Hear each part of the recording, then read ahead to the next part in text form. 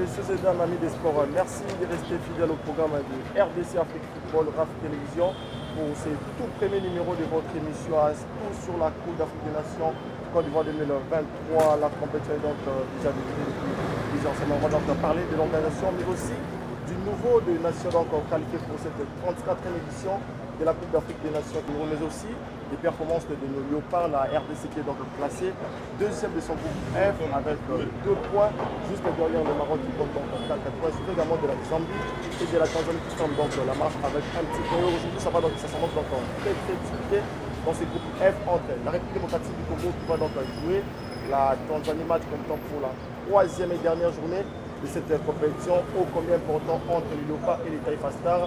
On en parle donc dans ce tout premier numéro d'Afrique des Nations Côte d'Ivoire 2023, à savoir avec mon invité sur place, Simon Kakoloro Alejita, qui est donc dirigeant et analyste sportif, à qui j'ai dit bon après-midi, monsieur, bienvenue. Bon après-midi à toi, Germain. Merci d'avoir répondu présent à cette invitation pour qu'on puisse quand même parler football, qu'on puisse quand même parler sport dans cette édition sur RAF Télévision. Première question, on parle également de cette organisation de la Coupe d'Afrique des Nations Côte d'Ivoire 2023. Comment est-ce que vous avez quand même jugé d'abord les niveaux des nations qualifiées pour cette 34e édition de cette CAN Côte d'Ivoire 2023? Bon, écoutez, je veux dire qu'il n'y a pas de petites nations de football. On a vu ce qu'on croyait petites nations. Regarde, par exemple, hier, le Burkina a pratiquement éliminé l'Algérie. La Mauritanie, l'Algérie. C'est-à-dire qu'il n'y a plus de petites nations de football. Ça, l'organisation est à un niveau élevé. Parlons également de ces groupes A qui étaient également déjà quand même élevés avec la Côte d'Ivoire, donc le pays hôte, qui n'arrive pas également à faire donc bonne figure dans son tournoi, dans son pays. Les Ivoiriens battus également à la clé par cette brillante formation de la Guinée équatoriale. Vous savez, pour la Côte d'Ivoire, c'est-à-dire la passation entre les jeunes et les anciens, la nouvelle génération et l'ancienne n'a pas tenu. C'est ça. Parce que j'ai vu la nouvelle génération, elle joue pour le plaisir de jouer. Donc elle ne joue pas, c'est le mental là de vaincre. Ils n'en ont pas. C'est ça. C'est ce qui a coûté la Côte d'Ivoire. Il y a également une nation qui a également créé déjà sensation dans ses premiers tours. Il s'agit donc du Cap-Vert. Les Cap-Verdiens qui ont donc terminé premier de leur groupe avec 7 points. Comment est-ce que vous avez quand même jugé les niveaux? Effectivement, c'est ça que je disais. Il n'y a pas de petite nation de football. Parce que tout le monde croyait que le Cap-Vert est venu pour distribuer le point. Mais le Cap-Vert a surpris tout le monde. C'est-à-dire, ils se sont préparés à ce que je oui comprendre. Ils ont fait 5 ans ensemble. Ouais. 5 ans. Donc l'automatisme est là. C'est comme à l'époque, en 73-74 avec Vidilic, on avait une équipe des léopards qui avait fait plus d'années ensemble. Donc ces gens-là ressemblaient peut-être à un V-Club, Mazembe ou Dering, parce que Vidilic pouvait se réveiller un matin, dire appelez-moi tel, et il va sans le mettre ensemble. Mais ils vont jouer parce qu'ils se connaissaient. C'est ça. Entre également dans le vif du sujet, parce qu'on parle également de ces groupes F, le groupe qui est la RDC également parmi ces 4 nations. Lorsque vous nous regardez également suivez-nous vraiment sur RAF Télévision, RDC Afrique Football. On travaille également en partenariat avec Paris Direct qui est donc notre partenaire dans cette chaîne YouTube RAF Télévision. On est également sur Facebook, sur Instagram, tapez juste RDC Afrique Football pour suivre donc les informations sportives en temps réel chaque jour. On parle également de ces groupes F, le groupe de la RDC, aux côtés du Maroc, de la Tanzanie et de la Zambie. Parlons d'abord de ces 2 premières journées. La RDC rentrée au match nul face au Chipolo Boys de la Zambie. Et lors de la deuxième journée, la RDC a quand même tenu tête face à cette sélection marocaine, demi-finaliste de la dernière CAN. Comment est-ce que vous avez d'abord jugé le niveau de la sélection congolaise? Non, la sélection congolaise, notre sélection, le niveau est au moins à 90%, à 90% plutôt, allais-je dire. C'est-à-dire, le premier match contre la Zambie, l'entraîneur n'avait pas compris le système zambien. La Zambie nous laissait jouer. Ils nous ont laissé jouer, ils contrecarraient, ils nous ont laissé jouer. Avec la bourde du gardien, on a pu encaisser le but qu'on a encaissé. Ça, c'est la première journée. Et je dis que le coach a pu comprendre, il a compris.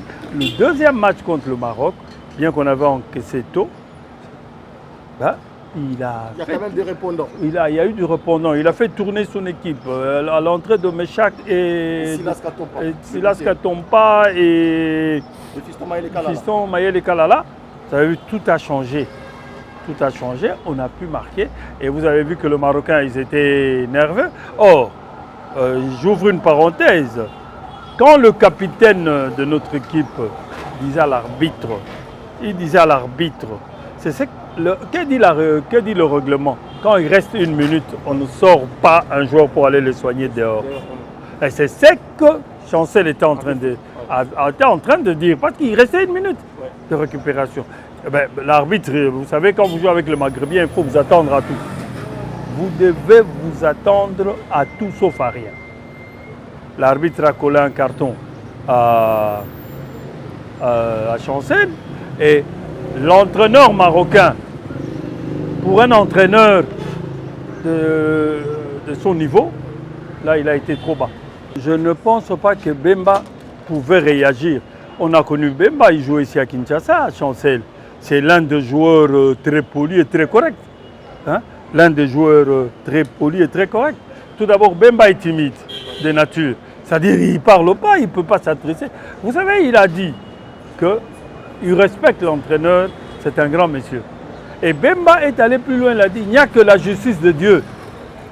Ils ont coupé ce qu'ils ont coupé, mais il y a des gens qui ont filmé, j'ai les images. Et pourquoi ça traîne? Pourquoi ça tarde à...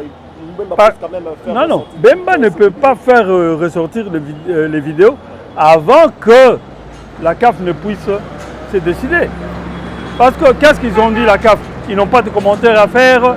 Ils attendent les enquêtes auprès de la Fédération congolaise de football et de la Fédération royale de football. Mais moi, c'est ce que je dis. Je ne le dis pas en tant que Congolais, mais je le dis en tant que sportif et dirigeant. Je crois que cette fois-ci, la CAF va nous prouver qu'ils n'ont pas de pension. De parti pris. Ouais. Parce que si les Maghrébiens se prennent pour de blancs, ils n'ont pas joué notre championnat des nègres. Ouais. Comme ils disent. Ils ont traité Bemba de tout le monde. Ouais. Hein? Il y a même les Algériens qui ont réagi pour dire vous avez vu la vraie face de Marocain. Vous avez vu la vraie face de Marocain. C'est pour dire quoi? Écoutez, quand une équipe nationale se déplace, le secrétaire général est resté au pays et le président est au pays. Mais non, le ministre il n'est pas correspondant officiel de la fédération, de la CAF. C'est la fédération. Et aujourd'hui, moi, je me pose la question de savoir, mon ami Kaboulou, c'est lui qui va défendre Bemba? Ou qui ira défendre Bemba? S'il y a à défendre. Parlons également de ces matchs ô combien importants cet après-midi. Première question d'abord, je voudrais quand même savoir, concernant cette sélection tanzanienne, que vaut réellement cette sélection tanzanienne aujourd'hui en Afrique? Non, mais en fait, c'est une grande équipe, hein, la Tanzanie. Oui. C'est une grande équipe, hein. Oui. C'est une nation de football. Il y a des Bwana Ali et tout et tout. Oui. On a vu Bwana Ali à jouer chez nous, chez Mazembe. Voilà, vous avez vu le but, la passe. Bon, c'est-à-dire, on ne doit pas dormir sur nos lauriers pour dire que non, on va le battre. Nous, on doit tout faire pour le battre, éviter même un match nul. Oui, c'est-à-dire, l'entraîneur. Et j'ai suivi Wissa quand je venais, il a dit que c'est la finale. L'équipe a quand même retrouvé son âme. Il a retrouvé son âme. L'équipe montée, mais ça... Ouais, la mayonnaise est en train de prendre. Oui, oui. Et pour ne pas dire que la mayonnaise a déjà pris. Et je suis sûr qu'à 21h, après 21h, dans les haltères de la République, les gens vont jubiler. Simon Kakolongo, on a quand même vu également de grandes surprises tout au long de cette CAN, la 34e édition. On a vu la Namibie gagner face à la Tunisie. On a vu également la Guinée équatoriale s'imposer facilement, on peut quand même le dire comme ça, devant le pays hôte qui est donc la Côte d'Ivoire. Et aujourd'hui, il n'avait pas quand même peur de voir également la RDC être surpris devant cette sélection tanzanienne. Je pense que nos joueurs ne vont pas minimiser la Tanzanie. La Côte d'Ivoire avait minimisé son adversaire. L'Algérie avait minimisé son adversaire. Se disait, bon, nous sommes des grandes nations de football, nous allons passer comme un couteau dans du beurre. Mais nous, non. Nous, il y a la conscience. Parce que nous devions d'abord éviter un match nul. Parce que là, il y aura des calculs maintenant, le meilleur machin entre nous, qui a encaissé beaucoup de buts, qui n'a pas encaissé beaucoup. Parce qu'on aura 3 points. Oui. Au cas où la Zambie faisait aussi un match nul. Oui. C'est-à-dire on aura 3 points. Ce serait des calculs. Alors nous évitons ces calculs-là. On doit gagner pour avoir nos 5 points. Je rappelle le rendez-vous donc pris à partir de 21h de Kinshasa. L'affiche ô combien important entre la République démocratique du Congo qui sera donc face au Taifa Stars de la Tanzanie. Même heure également, une autre affiche également alléchante, toujours dans ces groupes F. La Zambie matchera donc la sélection marocaine sur les coups de 21h dans le groupe F. Je rappelle que non, il y aura au total 4 meilleurs troisièmes de chaque groupe pour quand même déterminer les 16 qualifiés pour le prochain tour, l'étape de 8e de finale, à savoir les Sénégalais qui ont déjà acquis son billet pour le prochain tour, mais aussi le Cap Vert, le Cameroun qui a également terminé deuxième de son groupe, derrière juste le Sénégal. La Guinée-Conakry a également validé son ticket pour le tour de 8e de finale, en étant le meilleur troisième plutôt de chaque groupe. Aujourd'hui, l'affiche entre la RDC et la Tanzanie. Quel système de jeu que Sébastien Desabre pourrait quand même mettre en place? Moi, je n'ai pas à lui donner, je n'ai pas à faire des commentaires, c'est lui qui entraîne, il sait quel système de jeu il va appliquer. Parce que très souvent, quand on dit non, qu'il fasse le 3, 4, machin, truc, et quand ça ne marche pas, on va dire non, on ne lui avait pas dit ça, non, on avait dit ceci. Laissons l'entraîneur préparer son équipe et descendre avec son équipe sur l'heure de jeu. Mais j'allais ouvrir encore une autre parenthèse. Congolais, soyons quand même patriotes et soyons sérieux. Parce que j'ai suivi des gens dire à la radio, dans le toile, pour critiquer Chancel. Oh non, il a parlé en demi-français. Mais Chancel n'a pas envie, n'a pas besoin. Est-ce que qui n'a pas compris le message de... Le message s'est déjà passé. Est déjà passé. Chancel a fait passer son message. Bien sûr. Chancel a fait passer son message. Toi, tu critiques Chancel parce qu'il n'a pas parlé en bon français. Ok, j'accepte. Mais critique la poche de Chancel. C'est qu'il gagne. Toi, tu le gagnes. C'est quelqu'un qui gagne pas moins de 4 millions par mois, par an. Et toi, tu gagnes combien? Tu es là en train de quémander chez des gens et tu te mets à insulter. Mais il faut là... Est-ce que Messi il parle en français?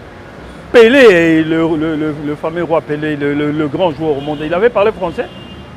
Mais non, soyons sérieux. Merci. Et de deux, quand les gens critiquent Bakambu, vous savez que dans la vie de quelqu'un, tout le monde passe un moment à vide. Ouais. Si Bakambu passe le moment à vide, on ne va pas oublier ce que Bakambu a fait hier pour le pays. On l'a surnommé Bakagol, Baka ceci. Aujourd'hui, vous l'insultez. Et ce n'est pas correct. Et surtout quand il y a certains dirigeants aussi qui l'insultent. Et alors là, ce n'est pas correct. Merci beaucoup Simon Kakolongo. Votre mot de la fin par rapport à cette affiche comme important. Je crois que je commence, je dirais que à nous la victoire. Nous en remettons tout à Dieu parce qu'il a dit vous serez la tête et non la queue. Je dis merci beaucoup d'avoir pensé à moi, que la chaîne ait pensé à moi. Merci beaucoup M. Simon Kakolongo. Vous avez donc fini, vous avez donc compris. Sur RAF Télévision, nous sommes donc partenaires également avec notre sponsor Paris Direct. Pariez quand même votre argent par rapport à cette 34e édition de la CAN. Merci à Baba Leveko qui était donc derrière la caméra. Merci également à Frédéric Tambi. Merci aussi à Djerossi à Kikenge. Merci à Roland Maquier, c'est toute la grande équipe du RAF Télévision. Les rendez-vous est donc pris pour l'étape de 8e de finale pour un autre numéro avec de nouvelles idées. Entre-temps, les programmes continuent sur RAF Télévision de Safran.